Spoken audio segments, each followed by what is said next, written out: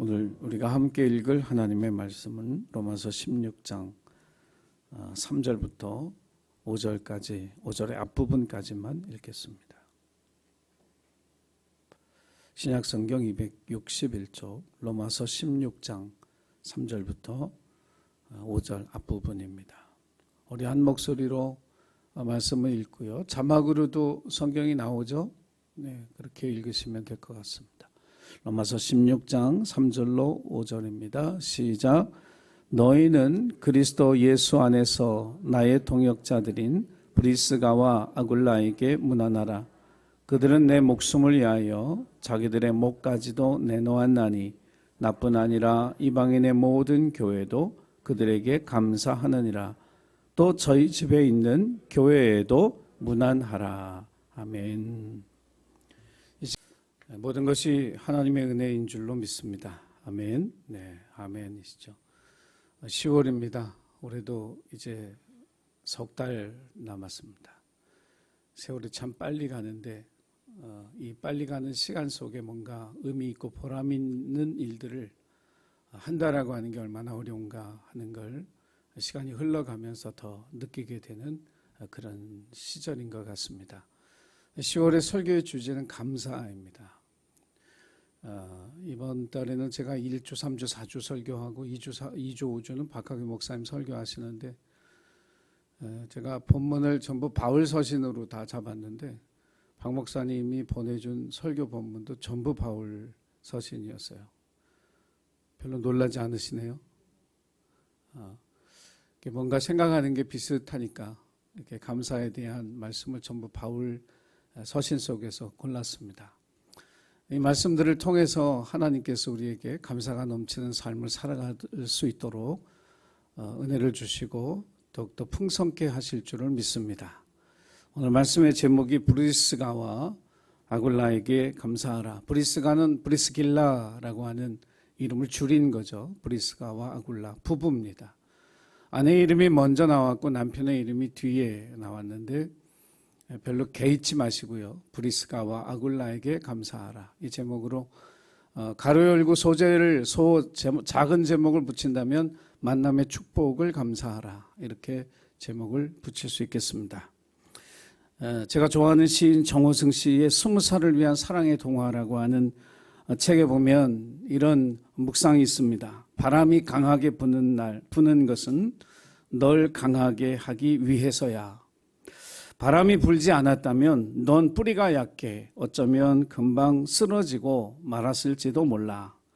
그런데 바람이 강하게 자꾸 불어오니까 넌 쓰러지지 않으려고 깊게 뿌리를 내린 거야. 그게 다 바람이 널 위해서 한 일이야. 사실 우린 바람에게 감사해야 돼. 이 시인이 뭘 얘기하고 싶은지 우리는 압니다. 이 바람은 우리가 원하지 않는 상황이나 조건, 우리가 기대하지 않았던 곤란하고 어려운 시련과 같은 일들을 의미하죠. 사실 우리는 그런 걸 웰컴하지 않습니다. 좋아하지 않죠. 반가워하지 않는데 이 바람이 자꾸 불어서 우리가 뿌리를 깊게 내림으로 그 바람을 견뎌내고 소망 가운데 일어설 수 있는 힘을 얻었으니 바람에게 감사해야 된다라고 하는 그러한 통찰입니다.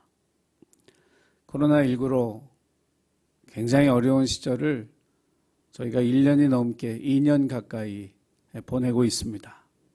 경제적으로 어려웠던 분들, 육체의 질병으로 인해 고통받았던 분들, 정신적인 아픔으로 신음했던 그런 많은 강한 바람들이 아마 이 시대를 살아가는 모든 국민들, 우리에게 있었으리라 생각합니다. 그런데 그렇게 바람이 분 것은 우리를 더욱 깊게 믿음 안에 뿌리 내리고 하늘 소망으로 살아가게 하려고 하나님 계획하신 주님의 계획의 일부인 줄로 믿습니다. 그래서 우리의 연약한 믿음이 이 시련을 견뎌낼 수 있도록 뿌리를 깊게 내릴 수 있도록 도와주신 하나님의 은혜를, 우리 인생에 불어닥친 그 바람을 감사할 수 있는 그런 저와 여러분이 되기를 주님의 이름으로 부탁드립니다. 이 본문에 소개된 이 브리스가와 아굴라 부부, 오늘 우리가 읽은 짧은 본문의 말씀 속에 이들 부부를 드러내는 세 가지 표현이 있습니다. 그 중에 하나는 동역자입니다. 또 다른 하나는 바울의 목숨을 위해 자기 목을 내놓은 사람들, 또 하나는 그들의 가정, 그들의 집을 교회로 하나님 앞에 헌신한 사람들, 이렇게 이 부부를 표현하는 세 가지 중요한 사실을 바울은 소개하고 있습니다. 바울이 왜 그들 부부에게 감사했는지, 이방인의 모든 교회들도 그들에게 감사해야 하는지에 대한 이유를 우리는 이 말씀 속에 찾아볼 수 있습니다. 사실 사람이란 존재가 굉장히 독립적인 존재인 것 같고 강한 존재인 것 같지만 사실 인간이라는 존재만큼 의존적인 존재가 없습니다. 동물의 왕국 같은 걸 보면 이 말이나 기린 이런 건 태어나면 태어나자마자 네 발로 걷습니다. 근데 사람은 두 발로 걷는데 어떤 사람은 한 1년이면 되지만 어떤 사람은 1년 이상이 걸리기도 하죠. 우리가 흔히 말하는 사람 굿을 하는데 한 20년, 아니 30년이 걸리는 사람도 있습니다. 또 노년이 되면 누군가의 도움 없이 걸어갈 수 없는 연약한, 쇠약한 존재가 되죠. 이 말씀을 준비하면서 그런 생각이 들었어요. 왜 삶을 준비하는 시기에 인간을 의존적인 존재로 하나님 만드시고 또 죽음을 준비하는 그 시간에 인간을 의존적인 존재로 만드셨을까? 우리 인생의 시작에도 사람은 의존적인 존재고 인생의 마지막을 준비하는 그때에도 사람은 누군가의 도움 없이 죽음을 맞이할 수 없는 연약하고 의존적인 존재라는 사실을 깨닫게 됩니다. 교만하지 말라는 것이고 서로가 서로를 기대어주고 버텨주고 돕는 그런 삶을 살라는 하나님의 메시지가 담겨져 있다고 믿습니다. 이 연약한 기간, 이 누군가를 의존하지 않으면 안 되는 이 자존심 상할 수 있는 이 기간을 빛나게 해주는 것, 그것이 바로 감사의 표현입니다. 감사의 고백이죠. 누군가의 도움을 받는 게 부끄러운 일이 아니라는 거예요. 누군가를 의지하고 의존하는 것이 창피한 일이 아니라는 겁니다.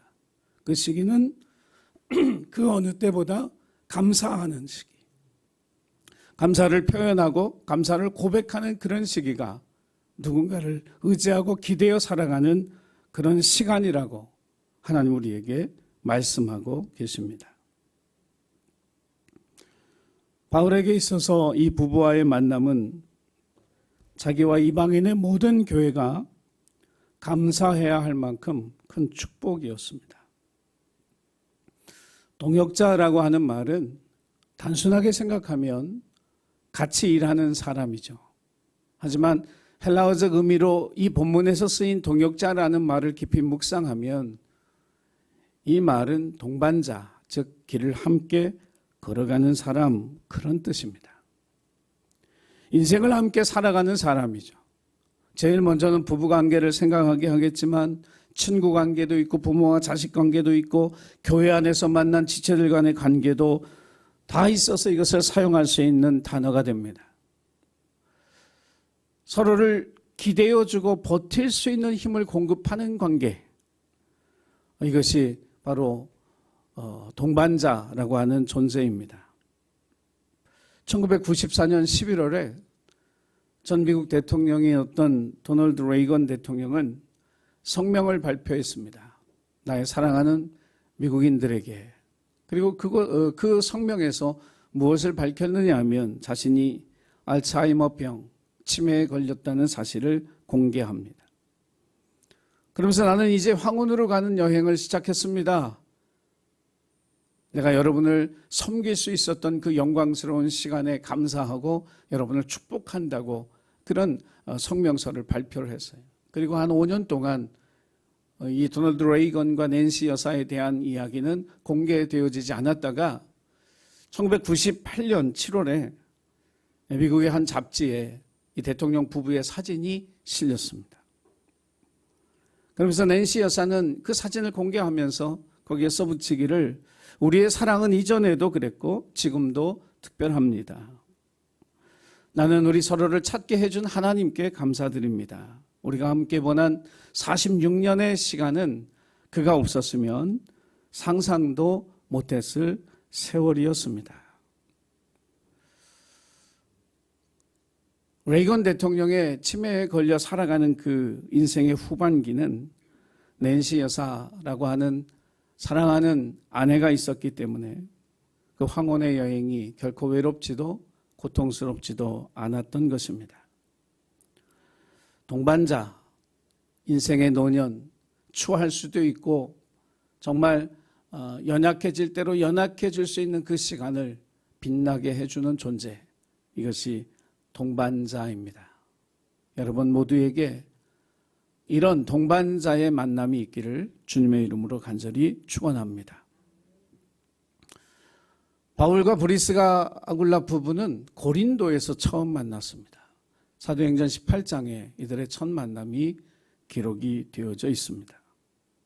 만났는데 처음부터 같이 지내게 됐어요. 이유가 뭐냐면 동업자였습니다. 바울도 그 아버지가 천막 만드는 사람이어서 천막 만들 줄 알았고 이 부부도 천막을 만들며 사는 사람들이었습니다.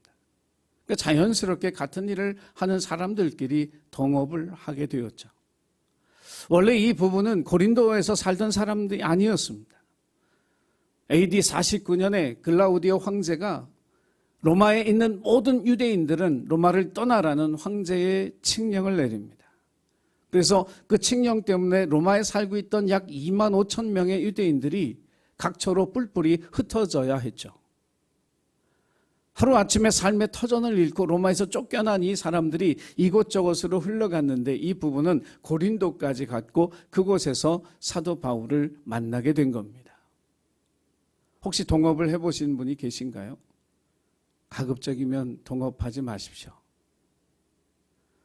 힘듭니다.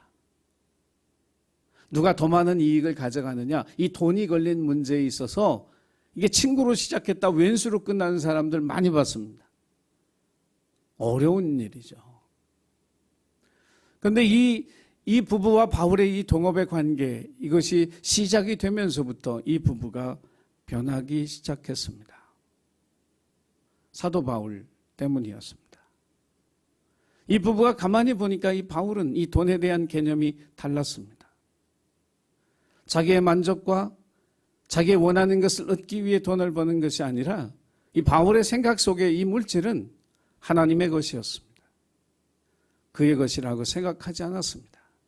아버지의 유산도 관심 없었던 그였기 때문에 물질에 대한 초연하고 자유한 그의 삶의 태도는 이 부부에게 영향을 주었습니다.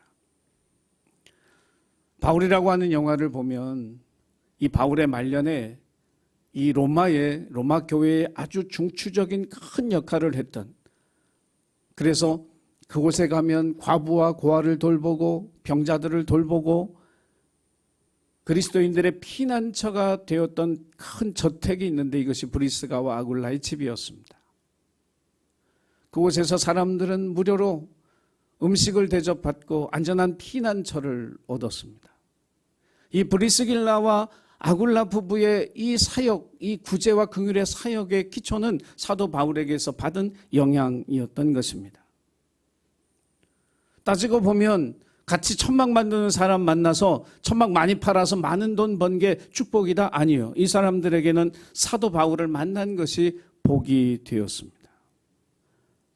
이 사람을 가만히 보니까 안식일마다 회당에 나가서 말씀을 전하는데 그게 전부 다 환영받는 것이 아니었어요.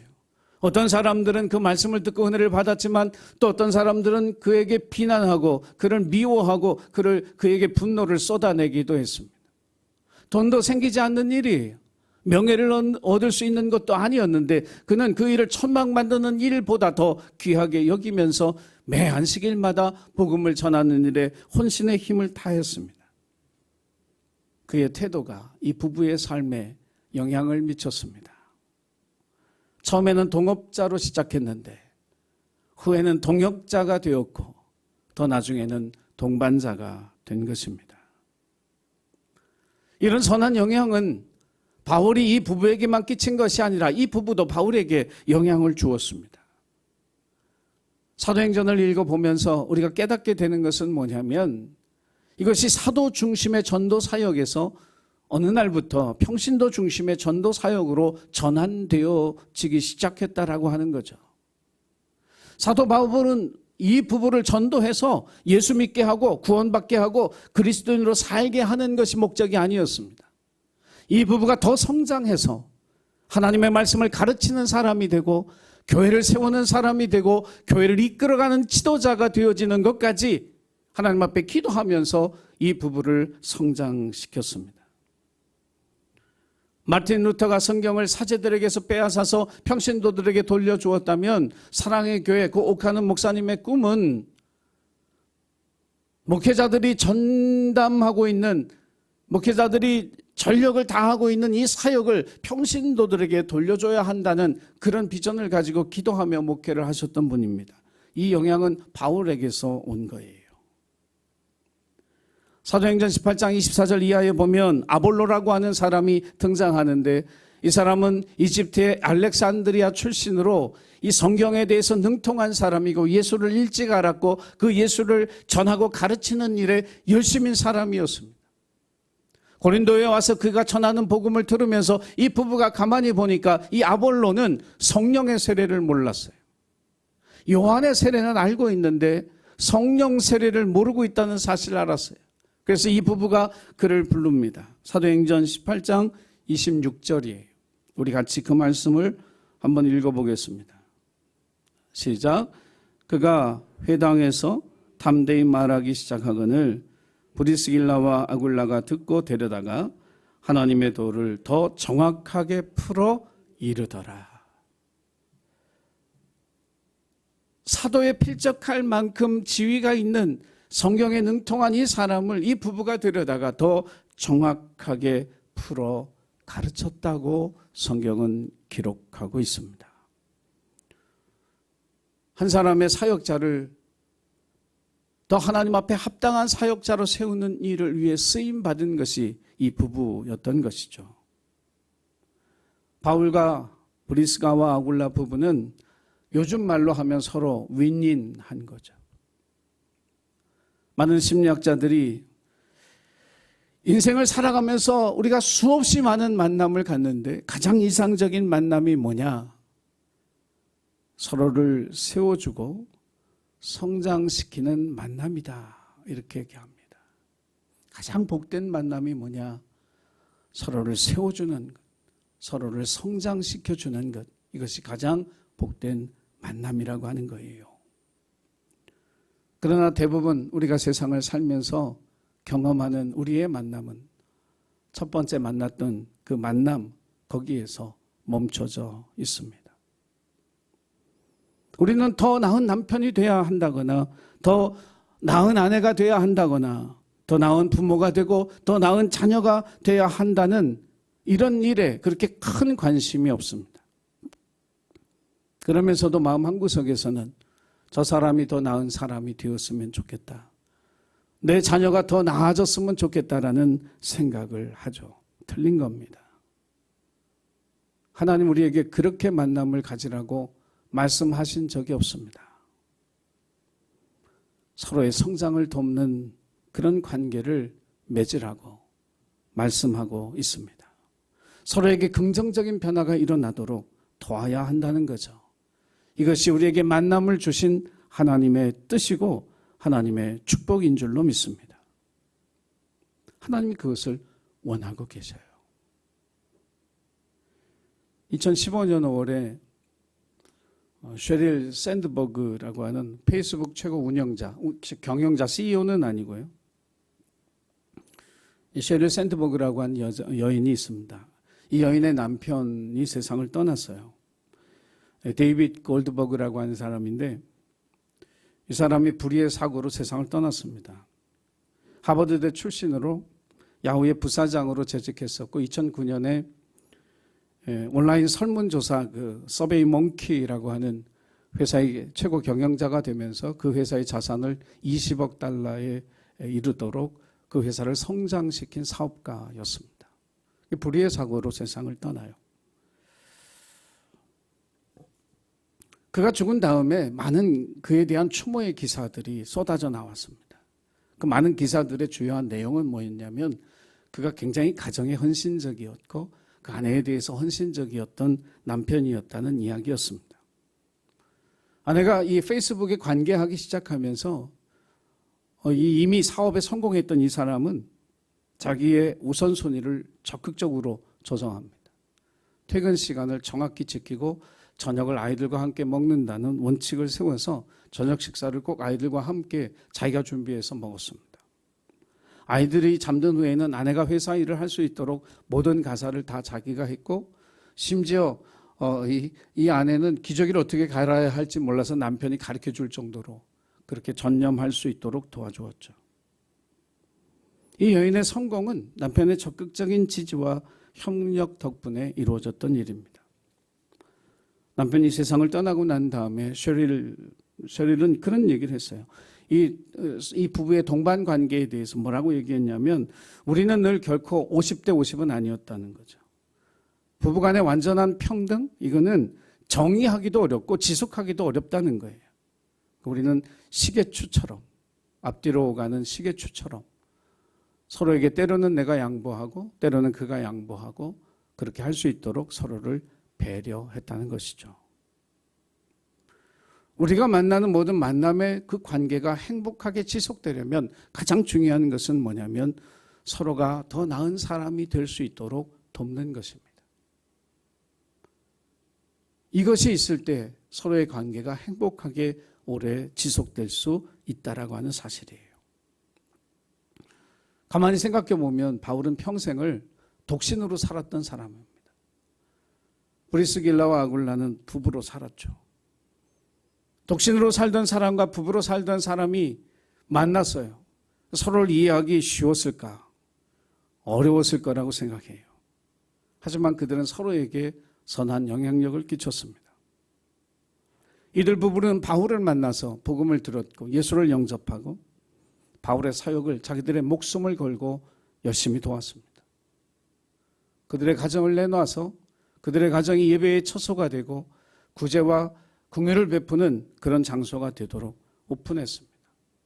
어쩌면 1세기 교회, 초대교회에 나오는 모든 교인들의 가정에서 가장 모범적인 모델이 될 만한 그런 가정을 이들 부부가 이루었던 거죠.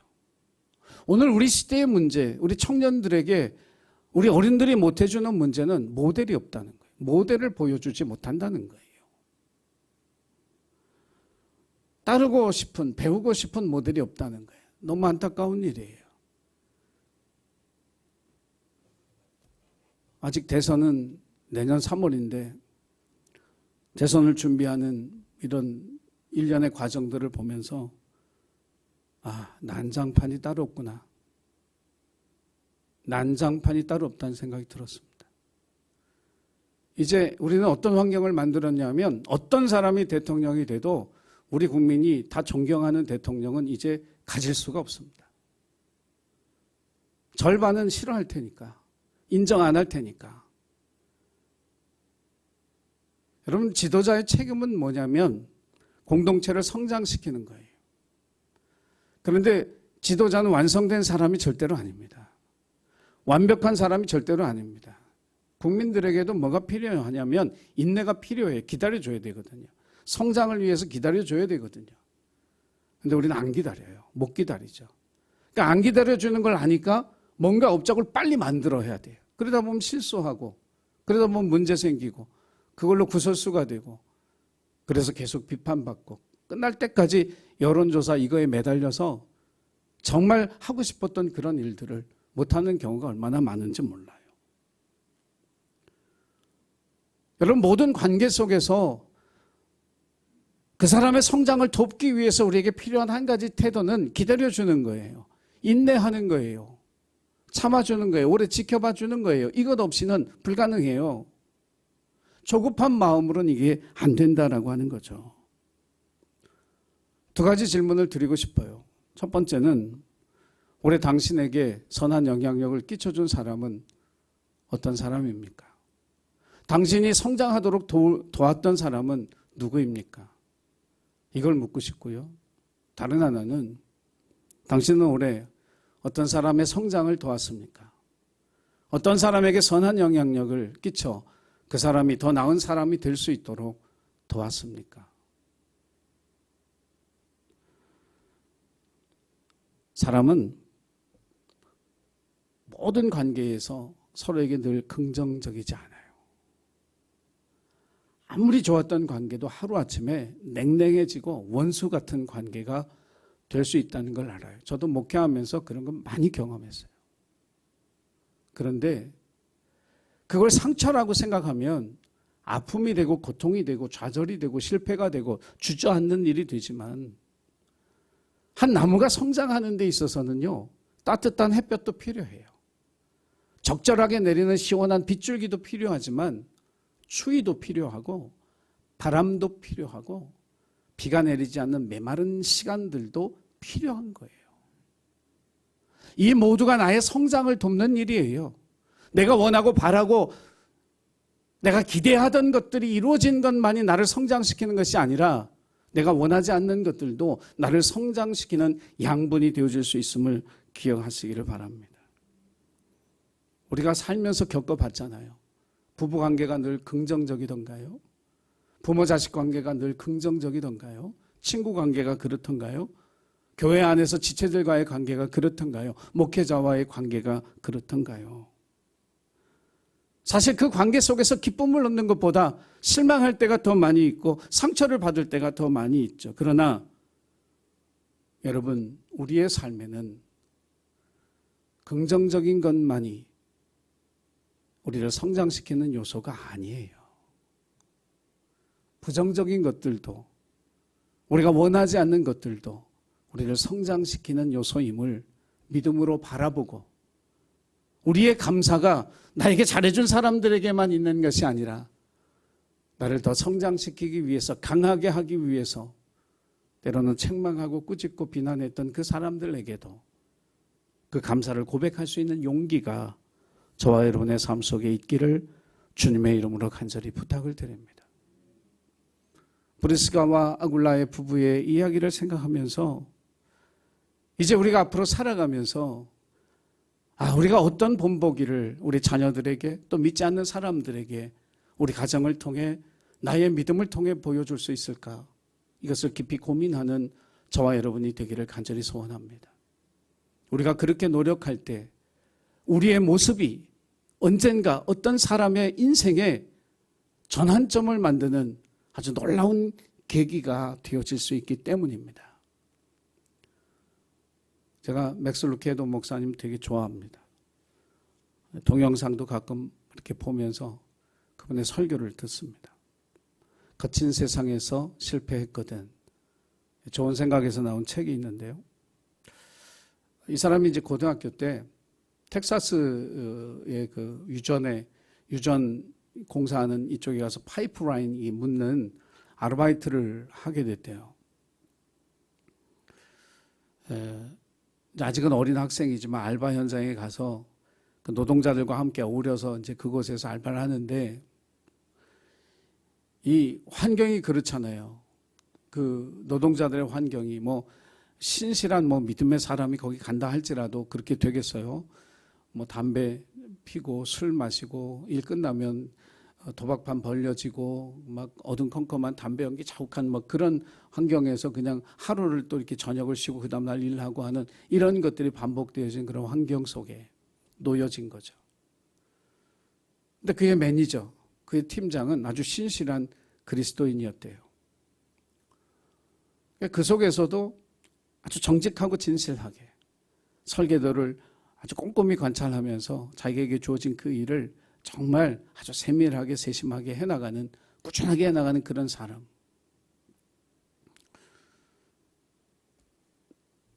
하루는 일을 다 끝내고 노동자들이 앉아서 하여간 듣기 좀 불편한 그런 남 욕하는 얘기, 음담 패설, 술 한잔 하면서 담배 피우면서 카드 만지면서 하고 있는 그 자리에 이 사람이 나타나서 그렇게 얘기했더라는 거예요. 여러분, 오늘 저녁 우리 교회에서 예배가 있는데 예배 드리고 싶어 하는 사람은 누구든지 올 수 있다고. 예배 드리고 싶은 사람은 나에게 얘기하면 내가 같이 가겠다고 그러더래요. 거기 있는 사람들이 예배당 갈 사람들이에요? 안 갈 사람들이에요? 제가 안 가봤지만 안 갈 사람들 같아요. 참 어렵게 그 얘기를 꺼냈지만 아무도 반응하지 않았죠. 고개를 돌리며 칙칙거리고 낄낄대고 그는 그 자리에서 비웃음거리가 되었다고 맥스 루케도는 그 책에서 썼습니다. 그날 그는 우리의 조롱거리가 되었다. 근데 그 이야기의 끝은 그게 아니에요. 5년이 지난 뒤 부모님이 물려주신 그 신앙을 버리고 세상에서 방황하던 대학교 2학년 학생 하나가 정말 주님에게 다시 돌아가고 싶은 그런 마음이 생겼다는 거예요. 근데 그 마음이 생겨서 교회로 하나님에게로 돌아가려니까 이 주변에 있는 친구들이 막 비웃기 시작하고 이미 세상에 익숙해진 자기의 삶의 습관을 버리는 게 너무 힘들어졌던 거죠. 근데 그때 바로 그 사람이 생각이 났더래요. 예배드리러 가자고 했던 그 사람의 그 모습, 그 행동, 그 말투, 이것이 그에게 기억이 났답니다. 루케도는 그 책에서 이렇게 썼어요. 하나님에 대한 사랑, 예배드리러 가자고 그들에게 말했던 그 하나님을 사랑하는 그 사랑이 자기 자신에 대한 평판보다 더 중요했던 사람. 내가 저 사람들에게 놀림받고 무시당하면 어떻게 해야지, 이걸 두려워하는 것보다 예배드리러 가자고 하나님을 사랑했던 그의 마음이 사람들에게 비웃음을 받는 것보다 더 중요했던 그 사람. 하나님에게 순종하는 것이 자기의 상식보다 더 중요했던 그 사람. 그 사람에 대한 기억이 떠오르면서 그는 하나님 앞에 다시 돌아올 수 있는 믿음의 결단을 했다고 하는 거예요. 그 글을 마무리하면서 루케이도는 이렇게 썼어요. 모범을 보여주신 것에 감사드립니다. 당신의 용기에 감사드립니다.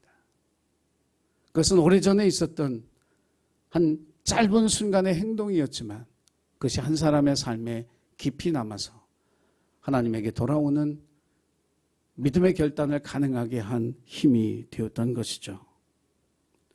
사랑하는 예신교회 가족 여러분, 오늘날까지 우리의 만남이 축복처럼 생각되지 않을 수도 있어요. 저주와 같다고 느껴질 수도 있죠. 너무 힘들고 고통스러워서. 그러나 하나님은 우리의 만남을 저주로, 그것이 불행으로 끝나기를 원하지 않으십니다. 만남을 통해 서로를 세워가고 서로를 성장시키고 서로가 하나님의 복을 누릴 수 있도록 돕는 그런 관계가 우리의 삶에 맺어지기를 원하고 계신 줄로 믿습니다. 저와 여러분의 만남도, 또 우리 교회 지체들 간의 만남도, 우리 가정 안에 가족들 간의 만남도 하나님 그렇게 사용하시고 그렇게 열매 맺도록 도와주실 줄을 믿습니다. 이제 감사에 대한 설교를 시작하며 올 한 해를 돌이켜보면서, 지금까지의 삶을 돌이켜보면서 우리에게 다양한 만남을 주신, 그리고 그 만남을 통해 우리를 새롭게 하신 그 하나님의 은혜를 감사하는 저와 여러분이 되기를 주의 이름으로 간절히 축원합니다. 기도하겠습니다. 사랑의 주님, 어떤 만남은 우리에게 불행처럼, 괴로움처럼 느껴지기도 합니다.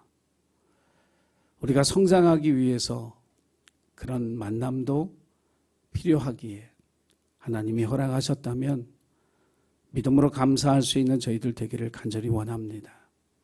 이후에 우리의 모든 만남의 관계가 서로를 세우고 서로를 성장시키며 서로를 축복하는 관계가 될 수 있도록 도와주옵소서.